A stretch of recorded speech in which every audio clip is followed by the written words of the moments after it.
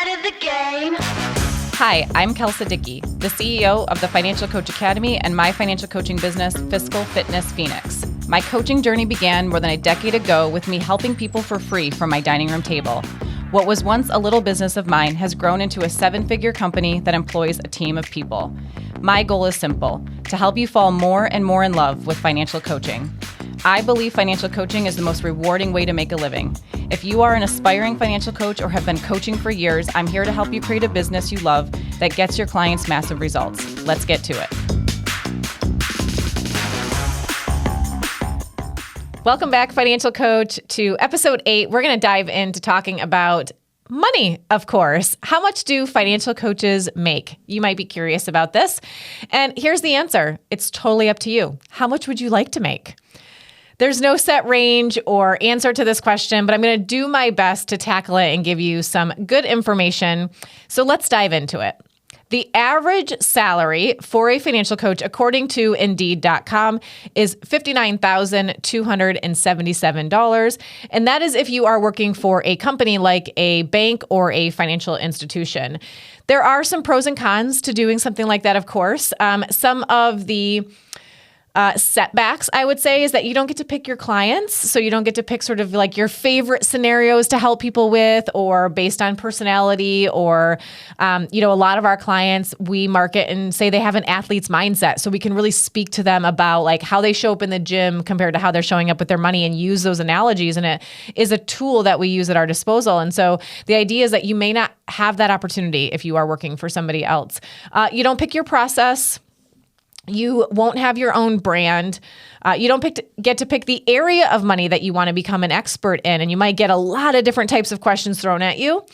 And for some of you, that might be totally okay. You're like, yeah, I don't really want any of those things anyway. And so I would rather get the experience working for a bank or a financial institution. And there is nothing wrong with going that route.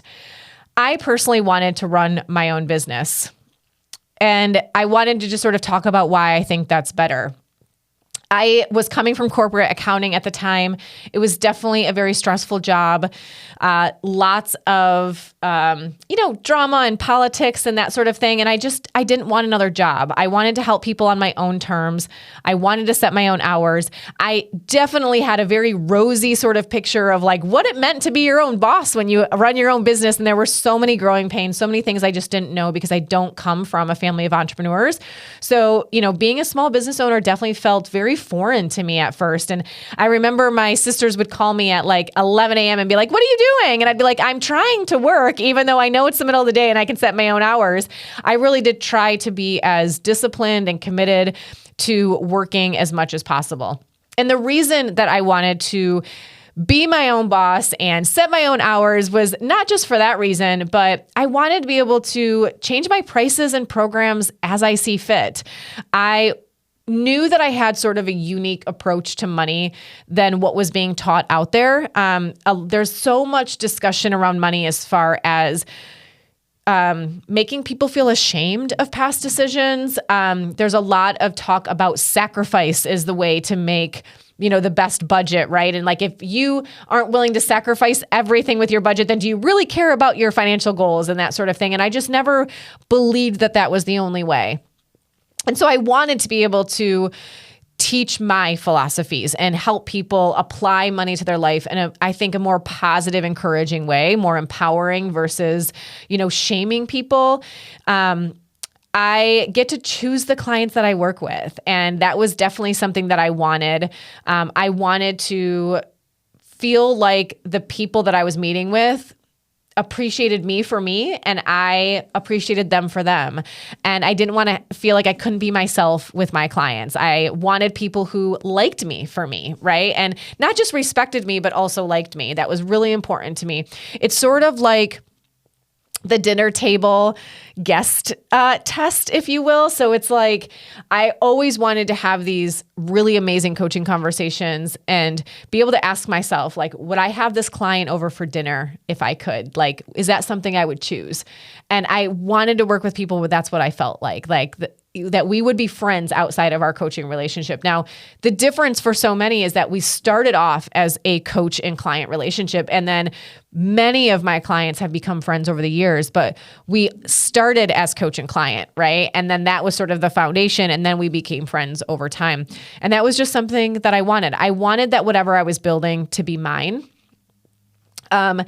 I will also say that I've always loved sort of personal development, learning and growth and that kind of thing. And so I imagined, even though I didn't fully understand like I do today, just the growth journey of entrepreneurship. And I feel like you can't get that working someplace else, not like you can as a business owner. Just the amount of skills you have to acquire, and you're constantly challenging yourself and thinking of new ways of doing things and gaining more self-awareness and learning how to coach yourself through situations and conversations. And I am addicted to that part of this journey. Actually, I love it. I love sort of thinking about how far I've come in 10 years, not just from a business standpoint with the amount of revenue or profit or number of clients, but just how I've changed over that time and how much I've grown because of I have my own business. And I just wonder, like, if you go work for a company, they've done a lot of those things, and,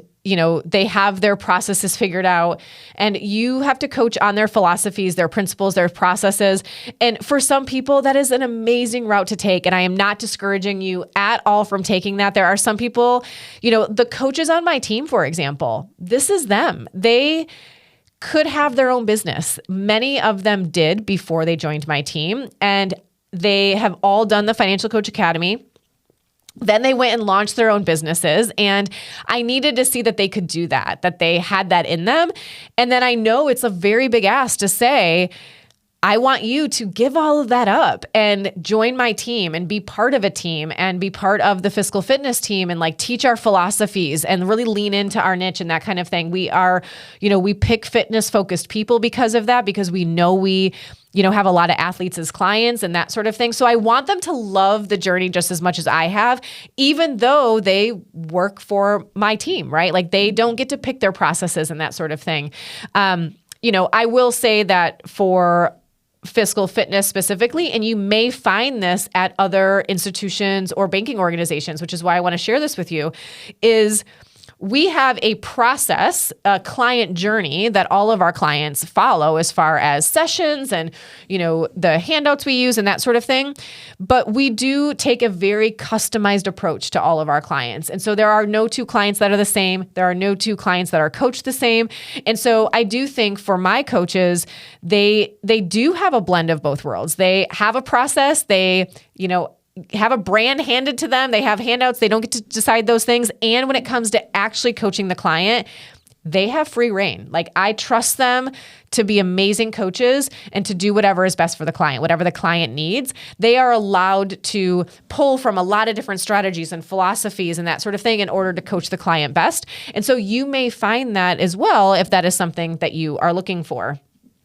It is something you want to think through some of this before you sort of start your journey, or depending on where you're at in your journey, because this may determine the type of training program that you sign up for as a coach, because the program will help you fill in the gaps around education and skills that you may need. For example, the Financial Coach Academy is really focused on helping financial coaches who want to be amazing one-to-one financial coaches and be a business owner doing it.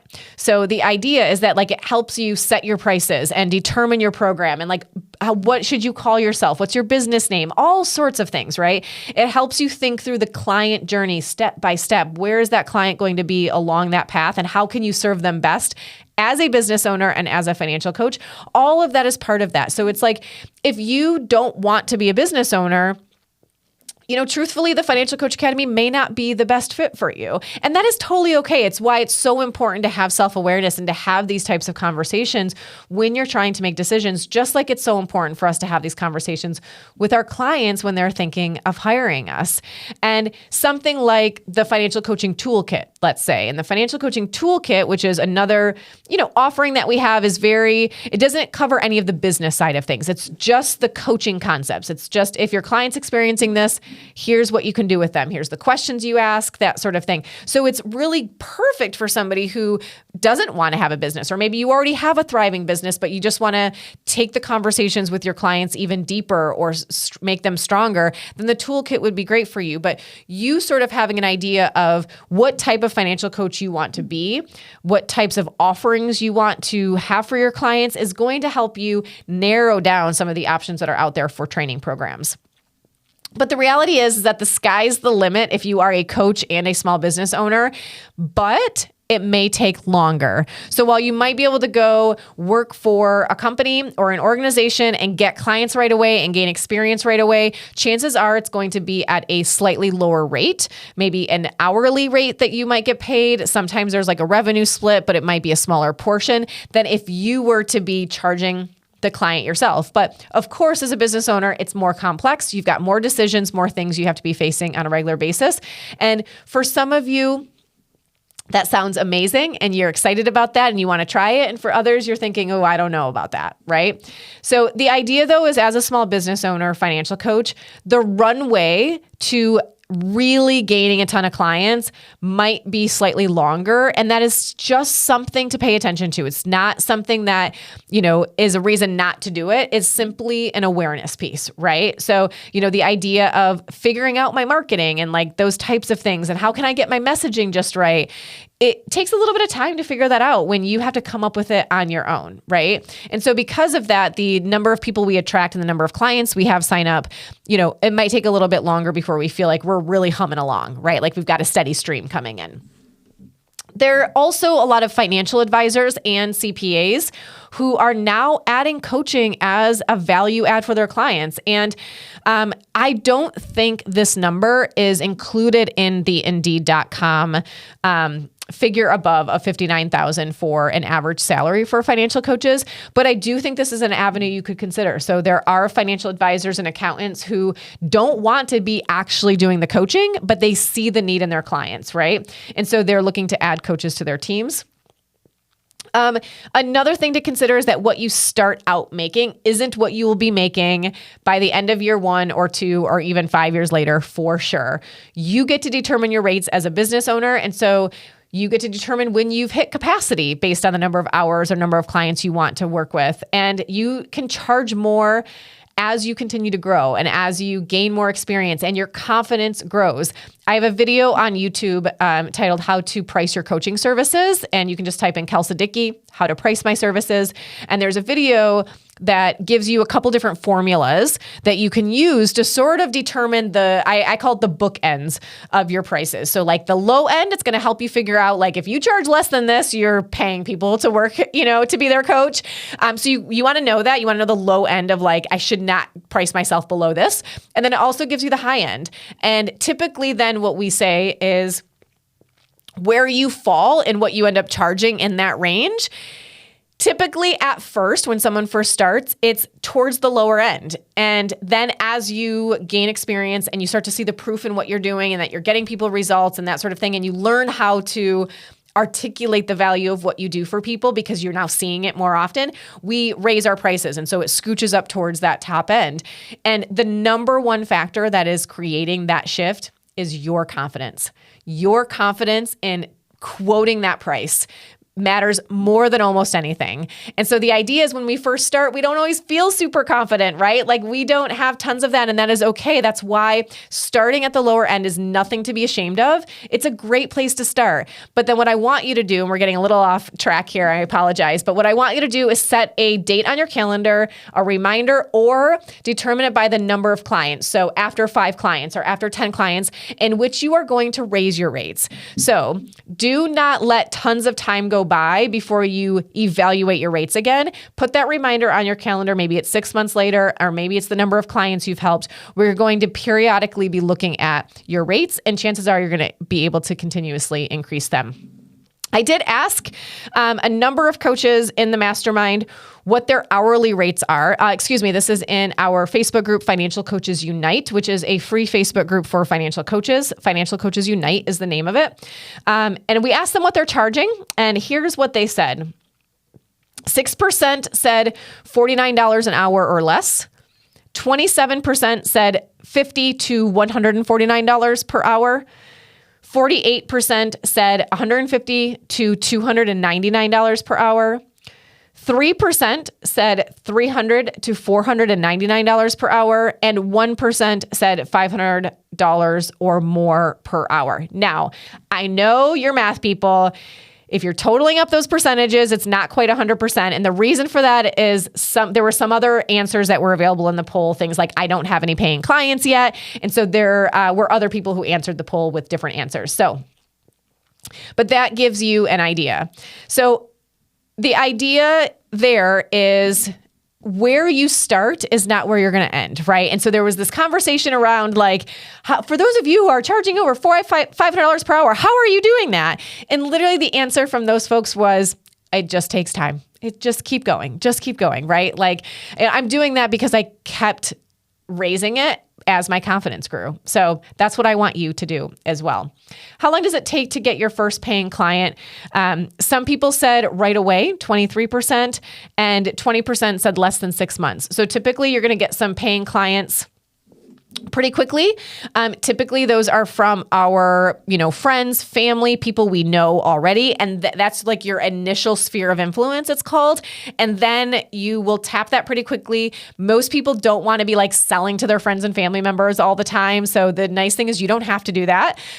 But then you will have to, as you branch out on that sphere of influence and get into multiple layers, you'll have to do some networking or marketing and that kind of thing. And we tackle a lot of that in the Financial Coach Academy, but we'll also be covering it in these future episodes as well. We'll dive into marketing and different avenues you can try to get your message out there and find more clients.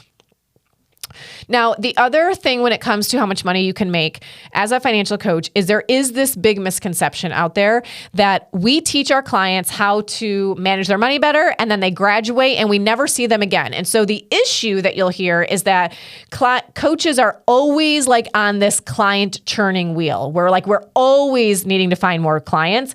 We're always needing to be selling. And then those clients graduate and we're always needing to find more, right? Which sounds like a very exhausting sort of prospect, if you will. And I have found the opposite to be true. Once you gain a client, I want you to think about the fact that that client can stay a client for a lifetime. We're going to dive into a periodic coaching program, design and business model and pricing and all of that in a future episode. But what I want you to think about is that once a client learns a particular skill, solves a problem, or achieves one goal, they're probably just on to the next one. Right? There is a saying in business, but I think it applies to money as well. New level, new devil, which means every time you sort of achieve something new, there's like a whole new suite of like challenges that you have to face and figure out and problems you have to overcome and that kind of thing. And the same is true for money. We reach something new, we're able to make completely different decisions and maybe make those decisions in a way that we didn't even have the ability to make the decision before. So it completely changes the way we do things. And that is a good thing. And we need a whole new set of skills and our clients will do the same thing. I think about mine and Michael's life. And, when we first got together, he was overdrafting his checking account all of the time. This was in college. He would literally, I don't think he knew anything about how to manage his money when I first met him. He always says that he was my first and worst client ever. But when we first got together, it was really just, like, let me show you some things. Let me help you with this. And then we combined finances, right? We got engaged, we got married, we combined finances. And that was a whole new set of challenges of like, oh my God, I'm trying to manage two things. And I felt like I was the gatekeeper and I didn't want to be telling him no when he worked. And like that created a whole new set of skills that I had to learn. And then we had kids and we had to figure that out. And then we bought a rental house, right? Or you maybe bought a house in that time and then a rental house. And it's like life is constantly bringing you opportunities to learn and grow. And that is absolutely true with money. And our clients will want us there for all of it. And I think that's a really beautiful thing. So once you have clients, it doesn't have to mean that you're on this like consistent churn of needing to find more. We are at Fiscal Fitness because when we get more clients, we just give them to the new coach until they're fully booked with clients. And then they get fully booked, we hire another coach and we do it all over again. And so we are doing it that way. But once our coaches have a book of clients, those clients stay with that coach for years and years. I still have clients till this day that I have been meeting with for 10 years, and our conversations are just as productive as they were at the beginning. They're very different types of conversations, and they're beautiful and rewarding and gratifying for a whole new set of reasons. But it is true that you can have clients for a lifetime. You do not need to have clients graduate unless you want to. You could absolutely design it that way as well.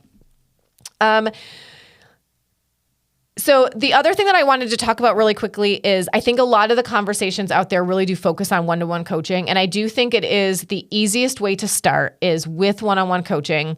You can absolutely branch out into group programs and masterminds and courses and all that kind of stuff.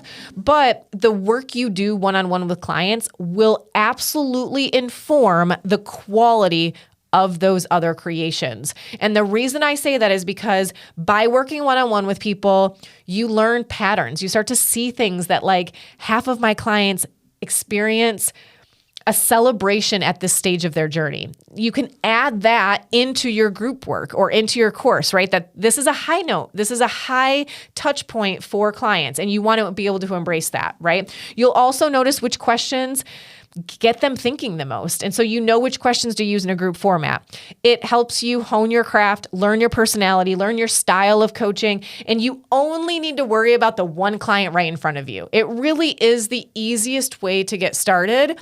And then once you get really good at it, where you can do a coaching session without even thinking about it, right? You sort of show up and you're in your zone and that sort of thing. Then you can take all of the patterns you've observed in your clients, high points, low points, challenging moments, exercises that require a bit more explanation, ones that are better done on their own at home and that kind of thing.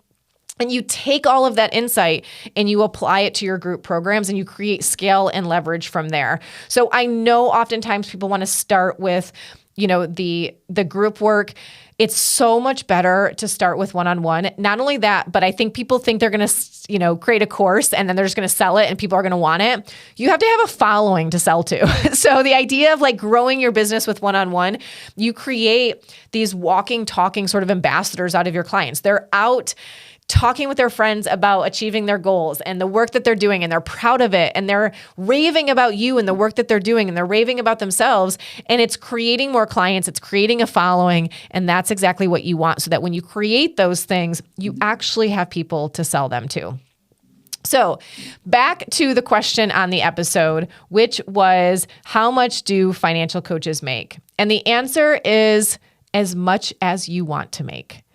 You can do financial coaching part-time right now. Today, you have enough information, knowledge, and a desire to help people that you could start today as a financial coach. You could make a few $100 extra every month and have it be a great side hustle. And you could do that forever. There is absolutely nothing wrong. Think of all the people you could help, and that could add to your own life and your own budget and that kind of thing, right? What a fun hobby. Budgeting and helping people with budgeting was a hobby of mine for years. And it was wonderful. And I loved it. You can help a lot of people and make money doing it. And I think that's pretty damn cool. You can also make much more than that. You can charge a couple thousand or a few $1,000s per month and have a really high-end private coaching offer, something that feels very luxurious, where clients can call you on their cell phone whenever they have a question and you pick up, right? So think of this as a doctor who has a very high touch, sort of luxury practice. You could absolutely design something like that for your financial coaching business as well. And guess what? Everything in between also goes. And where you start is not going to be where you end up. At least it doesn't have to be. You can start and see how your goals change the more you do it. See if you continue to fall in love with it. If you fall in love with the entrepreneurial growth journey, just like I have, you might just find yourself a little addicted. So here is your reflection question for this episode, and I think it's a good one. I really hope that you will take the time to think through this question, journal out your thoughts to it, share your thoughts with another financial coach or a peer, maybe a spouse or a friend or family member. And I would love it if you shared your thoughts with me. So if you are watching this on YouTube, please leave a comment with your thoughts to this question. If you're listening to the podcast, take a screenshot, however you're listening, and share your thoughts with me on Instagram at Financial Coach Academy. Here's your question. What is your next level vision for being a financial coach? How much would you like to make for the next stage of things? For some of you, you're just starting out. So what would you like to be making as a new financial coach? What's a good target for you to shoot for? For others, you've been doing this for a while. Maybe you're already making a good living and yet you are ready to strive for more. What does that look like for you? How much would you like to make? And ask yourself, what's my first goal?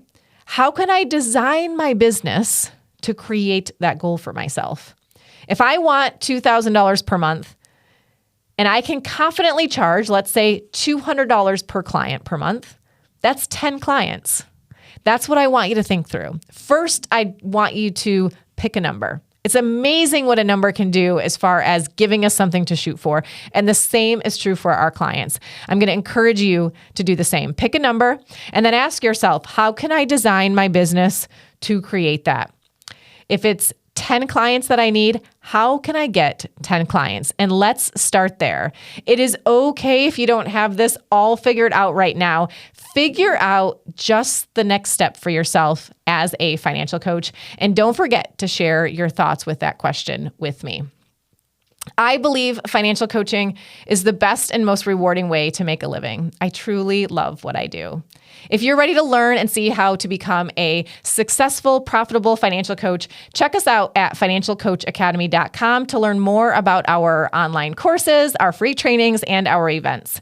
As always, I love hearing from you. So if you have any questions for the podcast that you want me to talk about in a future episode, please submit them at financialcoachacademy.com/podcast. And if you love this podcast, please subscribe and leave us a review. It helps other people to find it, and it would mean the world to me. I will see you next week for episode 9 when I'm going to talk about how do I get clients as a financial coach.